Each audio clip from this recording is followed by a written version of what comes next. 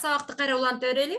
Мен абдан керемет экендигин жана айтып өттүм. Ошончалык азыр окумуштуулар менин кереметтигин изилдеп жатышат. Керек болсо бир адам дүйнөдөгү 200дөн ашык бардык тилдерди үйрөнгөнгө күчү жетет экен. Биз азыр бир тилди үйрөнө албай кыйналабыз, например, англис тилди же орус тилди үйрөнө албай кыйналабыз.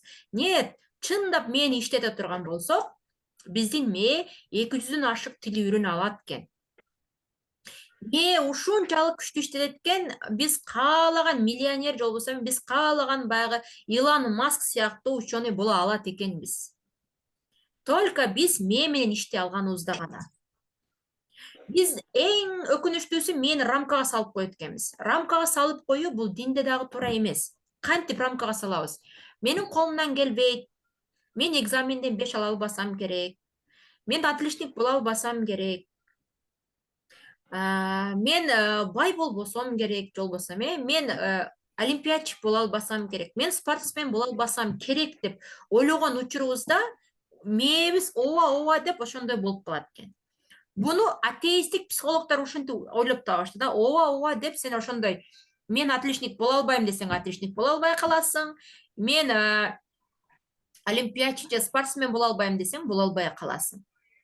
Бул динде кандай? Мусулманчылыкта мен кыла албайм десең, значит сен Кудайга ишенбейсиң. Кудайга ишенбейсиң, ооба дейт дагы, анан боло албай каласың. Биз тескерисинче мен кыла алам. Мага Кудай жардам берет. Кудай мага ушундай соону мени жараткан деп Кудайга ишенгендей өзүбүзгө, мээбизге Кудайга ишенсек, биздин мээбиз биз каалагандай ийгиликтерге жеткире алат экен. Ошондуктан эч качан мээңе рамкага салбагыла. Эч качан менин колумдан келбейт, кыла албайм, уят, мен боло албайм, менин башым иштебейт же унутуп калам, менин памятим иштебейт деп айтпайбыз.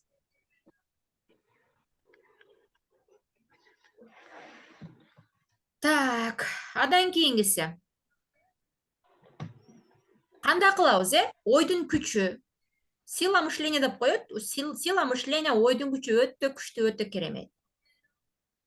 Биз оюбузду туура башкаруу менен, же болбосо дуа кылып, тилек кылуу менен өзүбүз ийгиликтүү кыла алат экенбиз.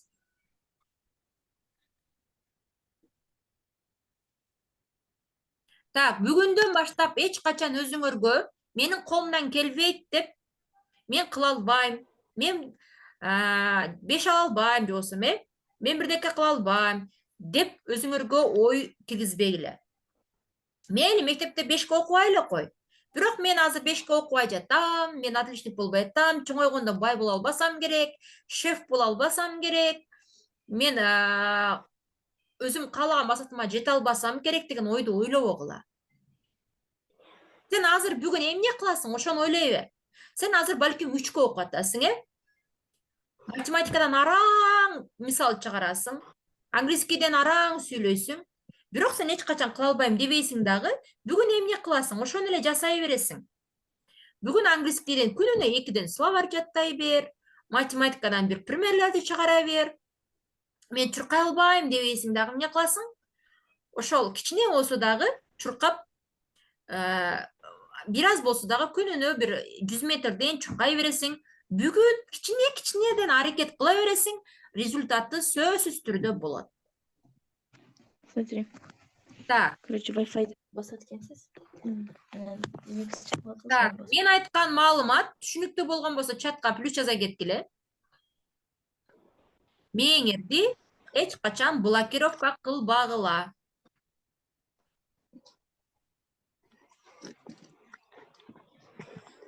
Так, чатка плюс жаза кетебиз.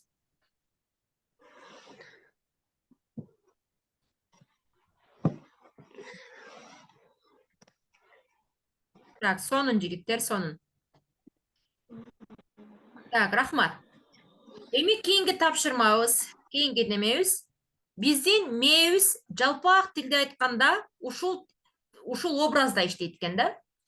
Эң главный, эң нерсеси бул мээбиз супер жалкоо. Мына эгер биз мээни 4кө бөлүп ала турган болсок, мээбиз супер жалкоо экен. Мына супер жалкоо деп коелук, Баягы иштегиси келбейт, ойногусу келет, игра ойногусу келет, ТикТокто же болбосо Ютубта отургусу келет, Экинчи частым экинчи бөлүгү менен супер тупой. Тупой дегени бул алданып калат. Оңой эле жаш балада кылып конфет берип, мороженое берип алдап коебуз. Мага жагат депчи. Экинчиси супер ойлоп тапкыч. Иланымас жолдо калат, Супер ойлоп тапкыч экен. Кийингиси супер иштейт экен мээбиз. Любой нерсени иштеп кое алат экен. Эми супер жалкоо мээ жөнүндө жана айтып өттүм, башында. Эми супер тупой жөнүндө айтып берейин. Супер тупой деген кандай? Кадимкидей мээбизди алдап коет экенбиз. Сен мынаны бүтүрсөң, мен телефон көрөсүң, ушуну бүтүрсөң, мороженое бересиң деп. Адан тышкары күнүнө мээңерге команда берип алдайсыңар. Китеп окуган жакпайбы? Мага жагат. Китеп окуган мага жагат. Мен китеп окуйм деп өзүм чечтим, өзүм кааладым, өзүм окуйм. Давай мээм аткар. Мээм ушул математиканы чыгарып бер. Мээм ушул английскийди словарды жатта. Мен жаттайм деп чечтим, сен жатта. Мен ушул математика көнүгүүнү чыгарам деп чечтим, сен чыгар. Мен намаз окуйм деп чечтим, сен оку. Деп команда бере бересиңер. Бул далилденген. Башкача сыйкырдуу таякча жок. Эч ким биздин мээбизди ачып, операция кылып, ачып, ичине бир күчтүү мээни салып, кайра тигип кое албайт.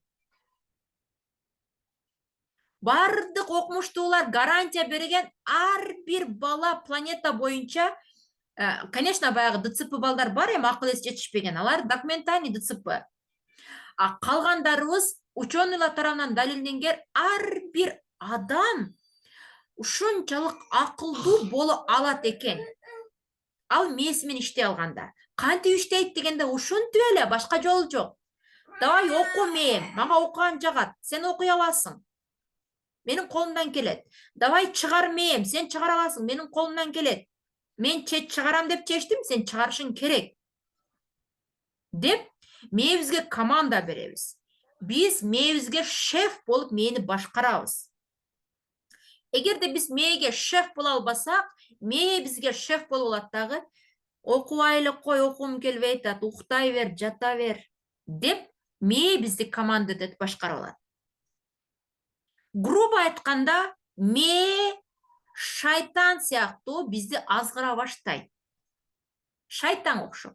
Окубай эле койчу, иштебей эле койчу, жаттабай эле койчу, чыгарбай эле койчу, жумуштарыңды аткарбай эле койчу. Урушса уруша берсинчи апаң, уруша берсинчи мугалимдериң. Чоңойсоң, бир нерсе болосуң да, эмне кыласың ойлонуп, башың оорутпай эле койчу деп кадимкидей эле шайтан сыяктуу ойлорду ойлой берет. Ошондуктан биз мээбизге дайыма команда беребиз. Бисмиллахиррахманиррахим. Давай мен мээм иште. Чыгар. Мага жагат. Мен кыла алам деп команда беребиз. Ушул команда бергенде мээ кадимкидей ишенип калат экен. Ушуну 20 күн, 40 күнгө чейин мээңерге команда берип аткаргыла эле, гарантия иштейт. Мага сабак окуган жагат, китеп окуган жагат, мен чечтим, мен кыла аламын, бисмиллахиррахманиррахим, мага жагат. Дей берсеңер, чындап эле китеп окуган жагып калат. Бирок мээ чочуп кетет. Качан чочуп кетет? Сен мага жагат деп туруп, биринчи күн эле суф дегенде эле 100 бет китеп окуп, же 50 бет, 20 бет китеп окуганыңда мээ эси болуп калат. Же болбосо мага спорт жагат деген дагы бир күн кечке аябай штанга көтөрүп, отжимание кылып, аябай көп машыктын эле, эртеси күнү мээң эси болуп калат дагы. Спорт дегенде жок дейт мээ. Китеп оку дегенде жок дейт. Кантип алдайбыз? Куту мээ жаш бала, кичинекей бала алдайбыз. Кантип? Келе кой мээ. Бир страничка китеп окуп кой. Бүгүн 5 минут сабак окуп кой, эртеге 10 минут окуйбуз, Же болбосо кел бүгүн 10 минут, 5 минут эле чуркап кой. Так, 5 мүнөт эле чыркап кой, болду. Эртеңден баштап неме. Эч нерсе болбойсуң, аз эле чыркап кой. Азыр муну эле чырып алайынчы. 5 мүнөт эле чыркап кой, болду. Башка ошол жетет. Бүгүнкү ошол жетет. Деп акырындык менен мени команда беребиз. Мен оюм түшүнүктүү болдубу, мына жака басып калдым. Биринчи күнү мени эсине отпай, чочутпай, бир эле бет китеп окуй баштайбыз. Жолбосо аз гана спорт менен машыгып баштайбыз. Акырындык менен команда мени алдап, жаш баладай кылып алдап машыктыра беребиз. Бүгүн бир бет китеп оку, эртең да бир бет оку, адан кийин 1,5 бет оку, адан кийин 2 бет оку, анан бара бир айдын ичинде 10 бет, 20 бет кылып китеп окуганга үйрөтүп аласың. Ато мээ чочуп эс болуп калат дагы, жок окуба деп отказ бере баштайт. Мээ супер тупой деген ушул. Ушул супер тупой мени, жалкоо мени управлять этип башкарып алсаңар, анан кийин силерге супер ойлоп тапкыч жана супер иштегич болуп, мощный результат бере баштайт. Бул окумуштуулардын ойлоп тапканы. Башкача болушу мүмкүн эмес. Кудум эле ушундай иштейт мээ. Так, суроолоруңар барбы? Суроолоруңар болсо, суроо бергиле, жок болсо түшүнгөн болсоңор плюстерди калтырып кеткиле чатка.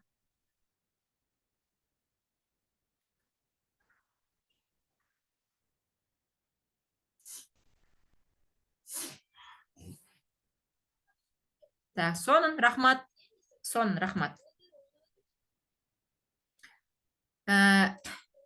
Мени кантип алдайбыз? Мен жана айтып өттүм, мени кантип алдайбыз дегенде. Нени кылат экенбиз? Так, очистить кылып коеюнчу.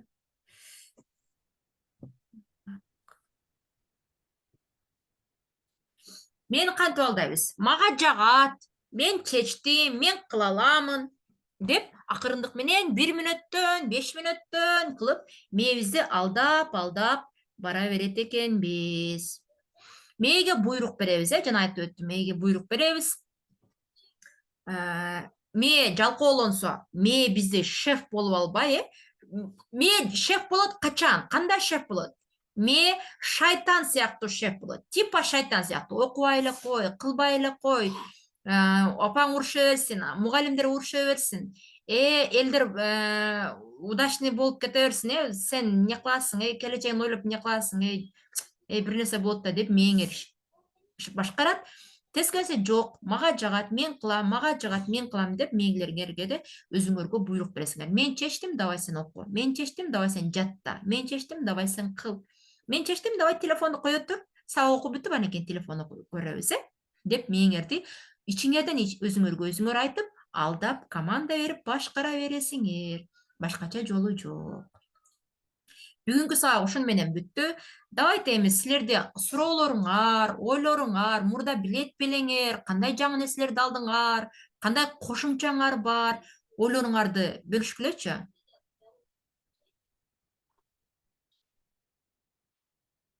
Ариет, Кубаныч, Асема, Байел. Силердин оюңарды угайынчы, кечке 1 саат мен сүйлөдүм, эми силерди угайын. Мен бүгүн мен жөнүндө үйрөндүм. Кантип аны алдаш экенин үйрөндүм. Эми мага сабак жакты. Мен мени алдап турам жалкоо болгондо. Азаматсың. Кубаныч.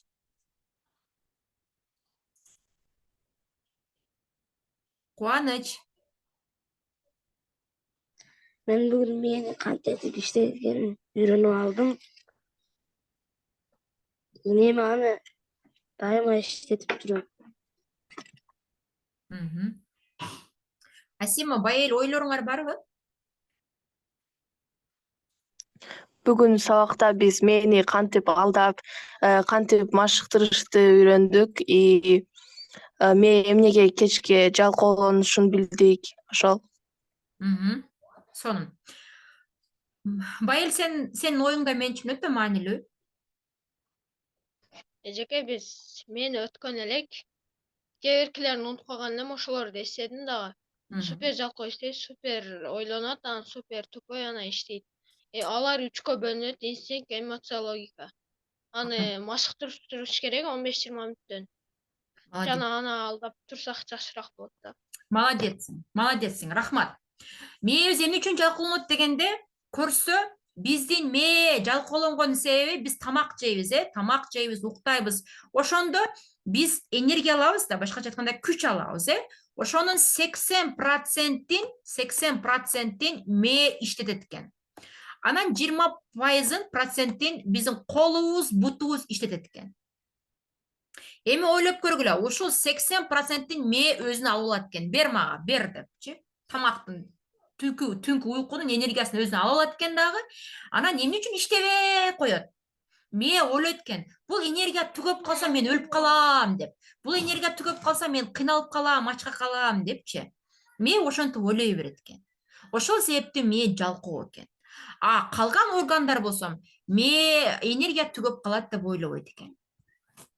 Эң энергия көп кеткен орган мээ экен. Биз математика чыгарганда тамагыбыз сиңиргенден, колубуз иштегенден, бутубуз менен чуркагандан да көп жаныбыз кыйналат экен. Түшүндүңүзбү? Биз математика чыгарганда, биз словарь жаттаганда, биз китеп окуганда, биз сабак окуганда, даже азыр менин сабагымды угуп отуруп а деп түшүнгөн учурда дагы эмне болот экен? Аябай көп энергия кетет экен. Чуркагандан да көп энергия кетет экен. Ошол себептен мен не хочу энергия кетирбей, чыгарбай, энергия кетирбей деп мен иштегиси келбейт экен. Вот, ушул жерде жатат экен да маселечи. Анан сабак окуп жатканда, менин сабагымды дагы, мектептеги любой сабакты окуп жатканда, вау деп эмоция менен уксаңар, бул силерге лайфхак. Лайфхак, кайталайм. Вау, я деп уксаңар, мээңерден баягы убактылуу времени памяттен вечный памятке кирип кетет. Түшүнүңөрбү? Лайфхак. Вау деп эмоция менен укканыңарда, менин времени убактылуу памятинен түбөлүктүү вечный памятке кирип кетет экен. Эмоция менен уккула. Деп. Аны үчүн жалган эмоция кошпойсуңар, мүмкүн болушунча от души чындап эмоция берип уксаңар, ошондой результат болот. Так, бүгүнкү сабакты дагы жыйынтыктай турган болсок, бүгүн биз мээ кантип иштей тургандыгы жөнүндө өттүк. Мээ бизди кантип башкарат экен, жалкоолонот экен, мээнин бөлүктөрү бар экен, эмоция бөлүгү, логикалык бөлүгү деген. Эмоция иштеп кеткенде логика жабылып калат экен. Адан кийин мени машыктырып турсак, мээбиз бат-бат ойлоно турган, тез памятибиз жакшыра турган болуп баштайт экен. Биз өзүбүздүн мээбизди кыла албайм, иштей албайм, чара албайм десек, ооба деп мээбиз ошого ыңгайлашып, жыргап жалкоо болуп жата берет экен. Мээ 4 бөлүктөн турат экен, супер жалкоо, супер тупой, адан кийин ойлоп тапкыч, иштегич болуп бөлүнөт экен. Адан кийин мээге буйрук берип, биз өзүбүз мээни башкарып алышыбыз керек экен. Сабак бүттү. Көңүл бурганыңар үчүн чоң рахмат. Эртеге дагы башка сабакта көрүшкөнчө аман болгула. Силерге пайдалуу болду деп үмүт кылам. Саламатта калгыла, Саламатта болуңуз. Рахмат. Сонун, рахмат.